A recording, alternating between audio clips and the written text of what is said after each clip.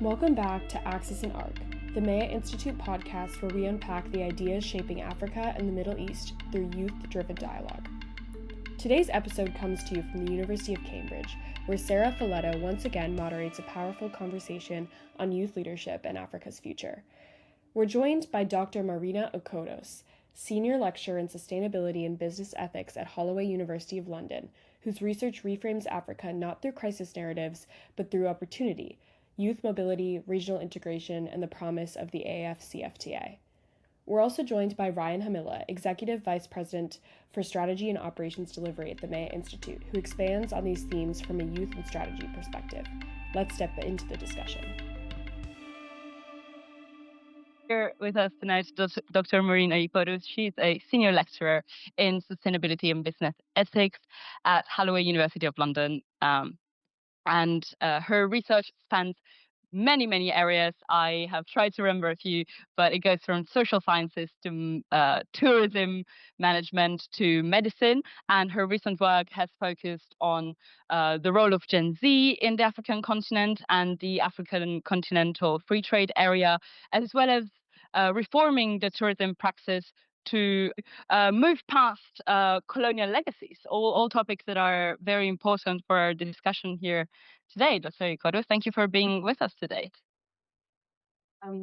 Thank you so much for having me. I'm delighted to be here this evening and to have had the opportunity to hear the very inspirational overview of how the Middle East African Institute of Strategic Studies came about. I think it's probably very timely that we had an opportunity to see young people wanting to take the future forward, because we've stayed in a context of elders defining what needs to happen for far too long. They're not being ignored or undermined. I think given the numbers game, it's high time we had such an institutional context to shift the conversation. So I hold so many things in my head, and I know for this kind of conversation, you could always approach it from different angles, and the opportunities to suggest strategic direction for the future generations to be able to live meaningful lives beyond what we have today are numerous. So based on the research that I'm doing currently, and also my broader awareness of scholarly work, policy reports, and a bit of work in the consultancy space, I've wanted to focus on 4 broad areas, and I'll try and summarize them as briefly as I can. The first one is what has been talked about considerably already. We've heard about the demographic transition. We've heard the numbers. I think I heard a figure of 70% of Africa's population being youthful, below the age of 30. I think Abdel said that earlier, and you also said this too. I also heard that in the Middle East, that proportion is about 65%. But if you look at the narrative, it presents these issues as a crisis, especially in the African context. It's always a crisis that somebody or everybody needs to deal with or show some kind of panic about. I want to think about moving away from that narrative of crisis to say there is an opportunity here where you can leverage, you can harness that demographic dividend, but not freely. It's not going to happen automatically. Somebody needs to invest in it. And invest in it so you can then get the best out of that youthful energy across the region, and hopefully move away from crisis and deprivation and so on to something more positive. So I want to focus on that. I also want to look at the resource paradox. Across especially Africa, we know that there's a lot of mineral riches across Africa, and obviously under the ground, we also have a lot of oil reserves and things like that. Who is benefiting from those things? For now, we see there's a kind of an interesting ongoing paradox that puts the availability of resources with extreme poverty and deprivation, whether you're looking at the Congo, you're looking at a number of African countries that export those raw minerals, with very few exceptions like in Botswana, South Africa, and so forth. The story is usually very grim. But what can we do differently to think about the opportunities to leverage those resources to fight, whether it's the extreme poverty, to empower the youthful population to bring their best, and also to navigate away from probably a problem that is very common around Europe, especially the small boats that scares everybody. If the opportunities are there, a lot of young people will not put themselves in danger to try and find them from elsewhere. I also think about the opportunities in the green transition. A lot of the times, the green transition sounds very abstract. When you think about Africa, you're looking at a case where there are no opportunities. We're still coming from so far behind. But actually, if you look at the resource base, whether it's natural resources or whether you're looking at the agricultural potential as a global food basket, there is an opportunity there, or renewable energy, but tapping into those opportunities strategically to fund the innovations, the improvements we need in our to uplift our youth and to give them the platform to lead into the future is not being thought about hard and fast enough. So I want to think about this as an area that could be taken forward by obviously our great institute here, and also in policy environments where people have the capacity to make policies not for the benefit of the youth, but with the youth. And I think, again, Abdel elaborated on that in terms of consensus participation more strongly. So I couldn't probably say much more than that. I also need to think about trying not to stay political, because I don't actually do politics, thinking the political economy that particularly in Africa, that was inherited has failed considerably. And I think we've seen that. Even when countries are posting economic growth, good GDP numbers, they've not necessarily meant transformative opportunities on the ground, whether for the youth or for the vulnerable populations. So what do we need to do differently to move away from the old developmentalism to a newer model of moving economies away from posting lovely GDP numbers, which mean nothing in practice? And then opportunities that come from the African Continental Free Trade Agreement, which sadly not many people are writing about, not many people are talking about, because we're still trapped in that mentality of African crisis mode. But the opportunities are there, whether it is to strengthen trade within Africa instead of constantly consuming, being an import economy across the continent. There is an opportunity to increase trade within the continent that allows countries that are in a position to consume more to buy value-added goods from around the continent, and also increase the capacity to diversify economies away from extractivism and over-reliance on commodities and so forth. And one of the bits that I'm particularly excited about, which could be actualized through the African Continental Free Trade Agreement, is the potential for free movement. The African Union, I think, has signed this since 2018. The Protocol for Freedom of Movement across the continent is in paper, it is there, but it's not being operationalized. What if, instead of giving probably the first African uh, um, labeled passport to one or two very wealthy, well-placed African citizens, what if it was given to the young people so they could travel, they could find an opportunity to sit together in a cafe in, some in a desert area somewhere to discuss their ideas, to brainstorm on how they want to take the future of Africa in their hands and do something with it without being constrained to look for visas to prove who they are, even though they're very, very much Africans. But for now, they don't almost always do that easily. So there are opportunities in these areas that could individually and also collectively help us to move away from the narrative of crisis, of deprivation, of a failure, to a future where we could probably be more hopeful and empower our young people to lead that change rather than waiting for the senior citizens to do that. So that these are broadly things I'd like to talk about. Thank you. I'm going to ask you, I guess, the same question or a similar question that I asked Abdel earlier. How in practice can governments invest in the youth? What kind of programs? You've mentioned, for example, getting this freedom of movement, right? what else? How can we operationalize this, right? Because it is, first of all, thank you, because it is so refreshing to hear uh, someone talking about Africa not as a crisis and not as an issue that needs to be solved, but as a place of opportunity. I think this is so needed, and I honestly rejoice so much in your words. But how do we get there in practice? Can you give us a few examples of? Yeah, so I took inspiration from two young Africans. I've forgotten one name.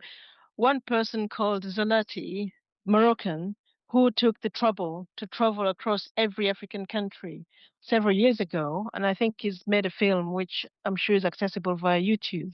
What he did was to say the desire to travel, to connect between and amongst African young people is actually useful to make the point clear. That desire is there, but the institutional setting, most of which is colonial legacy, which African countries choose to preside over, but use colonialism sometimes as an excuse because they could make the changes. So it prohibits that kind of travel.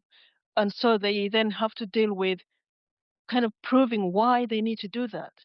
You don't need to answer those questions. I'm an African. I'm traveling on the African continent. So that's one area. Then some other person who did something similar, different context, was a Kenyan young person who also had attempted to travel across the continent. What was common for these two young people was the challenge of crossing borders, where they needed to prove who they are. So today we have the great opportunities from technology. Technology allows us to do things which efficient, sometimes excessive surveillance, not taken, but it's also there. If you really are very keen to operationalize freedom of movement, why don't you get people those digital identity cards so that if you scan my ID card, you will know. I didn't say this at the beginning, but I'm Ugandan. You would know that I am Ugandan. So if I'm Ugandan coming into Kenya, to Morocco, to Egypt, you know where I am. You know my details because the government in Uganda has given me that document. So if something goes wrong, you know how to trace me back to where I'm coming from. So use technology and give the young people the opportunity to travel and to interact. That way, we solve one problem of locking people in siloed, those artificial country boundaries, which are still problematic today. 100%. I guess this uh, setting up these frameworks, though, requires a major shift of what we conceive as the partnership model, right? We've been sold for many years this kind of idea of liberal development. We've been sold that African countries needed to liberalize their economies. They needed to look to the global north to integrate into those trade structures and to look to the global north as the ones who had the answers. Clearly, this has not worked. Clearly, it was never. I question whether it was even meant to work, right? But what kind of new model can we look at with south to south partnerships? And on the flip side, how can a north south relationship be reformed, right, to be mutually uplifting rather than exploitative? How can we reform our institutions? I think there are probably two things to think about there. Initially, yes, those models haven't worked because they were probably not right for those contexts. I mentioned, I think, to you earlier that myself and an Africa-based economist were just trying to write a book about Africa reclaiming her political economy. Some of the conversations we're having in that book are basically saying a lot of those Africa-based cultures were always communitarian. They're not communist. A lot of people get it wrong. They were never communist, but they were communitarian. In some operationalized version of that allows you to see the word or the concept Ubuntu. People always did things together, not necessarily because they were friends or they were very close, but they saw the mutual benefits that came from doing things together. So, some way of going back into that model of rekindling that opportunity to cooperate meaningfully, but in a way that's culturally meaningful, is probably going to be useful. A lot of African countries are doing things today to try and lift off their populations from poverty, to address environmental degradation, the threat of climate change, and so on. But my fear is they're doing it alone, and it's too costly. But if they went back to that mindset where they were communitarian in their thinking and not communist, I need to emphasize that, but communitarian, then there is an opportunity to pool resources in those critical areas that need um, addressing. So economic models could evolve slightly differently to the ones that came through, let's say, colonial legacies and the neo liberal strategies that, yes, have been implemented, but probably sometimes coercively, sometimes willfully, but either way, they haven't really delivered.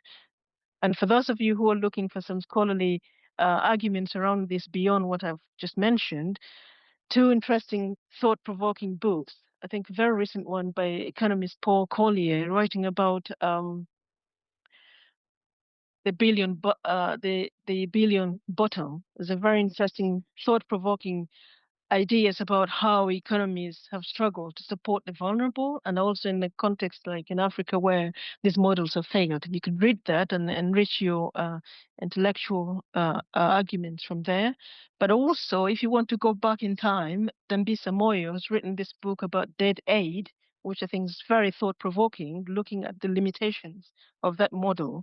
So we can move forward by reconnecting with what we left before. I think you mentioned this in the previous conversation, that there was an opportunity in the past in which people did things differently. They would have worked, or they did work, but because we moved far into newer models that were introduced, now we know for one reason or the other they haven't worked.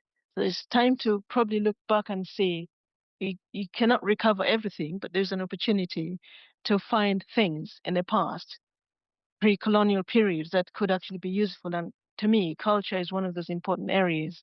And for those who have those religious or spiritual values as well, they can connect those. So there are opportunities there. Now, working with probably looking at the relationship with the global north, I think there are opportunities to leverage relationships, looking at things differently. There are people in the global north who see people in Africa as brothers and sisters, people you can work with together, rather than problems needing to be solved. So you probably want to focus more on those relationships that already, on their own terms, are emerging as being mutually affirmative, where there is both self-valorization and respect, mutual respect. And that could be what we see sometimes working through think tanks. Sometimes it is foundations, but some other times it's also some governments. Some are pulling out and others are staying. So there are opportunities where people, it could be some specific stakeholder groups, who are allowed to define opportunities that they're trying to leverage, rather than the traditional approach where they were dictated to, we give you money and do exactly X, Y, Z, which then doesn't really solve the problem. Then we go back to crisis and so forth. So where those interests are there, I think they cannot be imposed, and they can't be achieved through um, blame games. They cannot be achieved through probably forceful arguments around reparations, but I think some mutual respect, human dignity, I think I'll put it that way, would be part of how that conversation can take a different tone, rather than being confrontational. I think, for me, I think in very pragmatic terms. 100%. Thank you. I think um, I think an idea that I really like that you mentioned is that this is some of the work that at least we're trying to do at the Institute. I think it's something that these are ideas that youth is very receptive to, um, even though those in the halls of powers are not always. Not that none of them are, but many of them are not. And I guess I would like to bring Rayan into our conversation, um, because youth in Africa are taking massive steps. They are reclaiming their space. They're absolutely saying no more, no more to being sidelined, no more to those legacies that have kept us into frameworks that were not designed for us to succeed. Um, can you unpack this a little bit for us? Give us your take. Yeah, thank you very much, Sarah, and thank you, Dr. Maureen, also for all the, I think, very interesting insights that you tackled. I would like to follow up on many things that you said. And so maybe I will start with the youth, very important one. Especially one thing that you said, the challenge, to be able to connect the young people, the young Africans, between each other, to make sure they are able to find a space to do something really great together, etc. And it reminds me of something also because that's something we deeply care about at the MEA Institute, and that is by connecting those young, people, very talented people that have very, very good ideas, that have the energy, and they want to do something. And when we are able to connect them through, for example, like a platform, see the MEA Institute as a platform or whatever is the platform, you are able to really move from the ideas to the impact, to the action. And at the end, ideas matter, but the results matters more, and that is really important.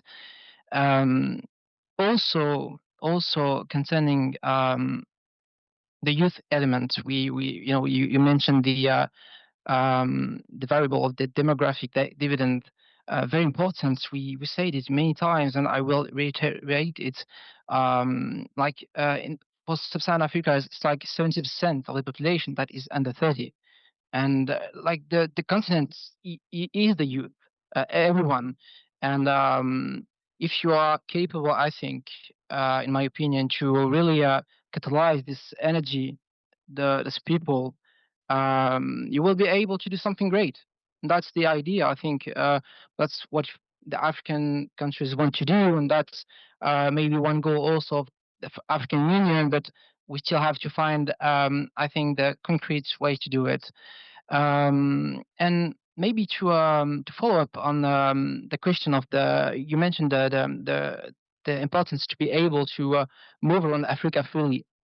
That's not just a simple idea, I think, because um, if you are not able to move from one country to another, to meet your neighborhood, your neighbor, if you are Ugandan, if you are Nigerian, whatever, you will not, I think, find the best solution for the continent, because the African, let's say, those opportunities, I would say the African opportunities, they will be taken by people that know the specificity and the uniqueness of the continent. Um, and to be able, certainly, there is the question of what the policymakers can do to really facilitate this mobility. But when we speak of mobility, we also have to think about how to move around, like in the continent, to like to go from Nigeria or Gambia to Addis Ababa, for example, etc. How we do it? You will tell me by plane, okay? But do you know how much is difficult currently in Africa to really move freely from an African country to another? Like sometimes you have to go from um, let's say you take the train, the plane from Mauritania or Senegal, whatever. You have to go to Istanbul or Paris to come back and to finally reach Addis Ababa. Okay, so why not traveling around the world, and then you arrive at your destination? And that's difficult. That's difficult because the African also continent, Africa has its own specificities, whether it is politically speaking, the policies, the geography also, and one of the best. That's also one point that we tackled in one of our first report, by the way, now our first conference. That was the question of the mobility, the air mobility in Africa, and to see it as an opportunity also for the continent. And what's we found interesting during our researches is that if we're able to develop the infrastructures, the airports, if we're able also to facilitate the cooperation between the African states, and really have a regional focus, we would be able not only to make mobility much easier on the continent, but also to leverage this mobility to reach a point where you are capable to do more trade. You are capable also to leverage the tourism, the economy, economic factors also, and um, and and that's, I think, where we make the link with the question of the youth, where you are also capable to really make sure to connect those population cultures, and so you are capable to really shape a common culture for the Africa. And if you really want to foster, to advocate for African Pan-Africanism, you have to find a way to make sure that they can connect each other, and the mobility is important, and it has to be a very good mobility between like within the continent, to be sure to foster this economic development, but also this really shared culture, this very unique, let's say, African culture. And if you are capable to do that, to connect, etc., to really give a platform to invest in the youth, I think the prosperity, because it's the subject of the panel, will be possible. It is like certainly it will happen, and I think that's our vision. It's well now. So that's why I think the youth is not only like a variable. It's like the central element here, the pivotal element. It's the youth. So that's why I want to see the youth not only as a possible act, as an actor, etc. But that's just the future itself. And finally, the solutions will have to be found, said like our president said it, through cooperation with current policymakers, different platforms at the African Union that can do, I believe, much more if they involve more the youth elements, and also by let's say engage in discussions with, for example, Dr. Maureen, that I think has a very a respectable experience, and the, like the youth organizations, let's say as the MEA Institute, that are capable also to make sure that ideas, as I stated, can be turned into impact. Sure, and we would like to open the floor up for questions from the public for any of our experts. So if anyone has anything they would like to ask, if not, I have many questions. So, but the floor is yours. Thank you so much for all of your contributions tonight. It's been really inspiring to listen to all of you. My question is particularly for Dr. Maureen. You talked about how Africans tend to have like this communitarian spirit, and you're interested more in this question of how can youth almost get together and talk about these new ideas, and you mentioned crossing borders. And as someone who's part of the African diaspora, I just wanted to get your thoughts on how African diasporans can also be a part of this conversation, as we're also seeing a lot of youth diaspora with this kind of connection to Africa, wanting to be part of the future, but kind of in this liminal space of not knowing how to contribute. So I'd love to get your opinions on that. Thank you very much. Thank you so much for your question. Very thoughtful. It is true that we need to think beyond just Africans in Africa. I am part of the African diaspora, although I still hold my Ugandan passport. So sometimes I'm not sure where to put that diaspora context from. A lot of the opportunities that are available through institutions such as the Middle East African Institute of Strategic Studies should be one place where you probably want to start to share your voices. And I know platforms where social media, a lot of young people are very good with social media interaction through technology. I know that there are many platforms where young people interact and try to shape policy. A very close friend of mine who's based in the Netherlands was able to mobilize people, Africans both in the diaspora and back in Kenya when something was happening there. And long story short, by the time they were done with their mobilization and behind the scenes planning, the government was going to drop a policy about a new tax policy. This person did not actually go to Kenya at all. She just sat somewhere there in Amsterdam, but she was very keen at coordinating this at within the diaspora communities, coordinating with the young people back in Kenya. So I think technology would be one of your immediate avenues, and there will be African countries that are also very open to getting African diasporas to come back, either to settle or to contribute to ideas or to invest in diaspora bonds and so forth. So where those opportunities are, my probably one thing that could be taken to them, especially those of you who will have the opportunity to go to the um, African Union and so forth, could be to publicize them more widely so young people know where to connect and how to amplify their voices as well. And I do look at educational institutions as one place where these conversations can also happen. Making visitations or probably having exchange arrangements could help you to enrich and share your voices there and participate in this conversation. Thank you. Thank you for listening to Axis and Arc, a production of the MEA Institute for Strategic Studies. At MEA, we're committed to fresh perspectives and practical insights on diplomacy, security, and innovation across the Middle East and Africa. If you enjoyed this conversation, please follow, rate, and share this podcast. And don't forget to subscribe to our Strategic Insights newsletter for more analysis straight to your inbox. You can find all the details and more ways to connect with us in the show notes.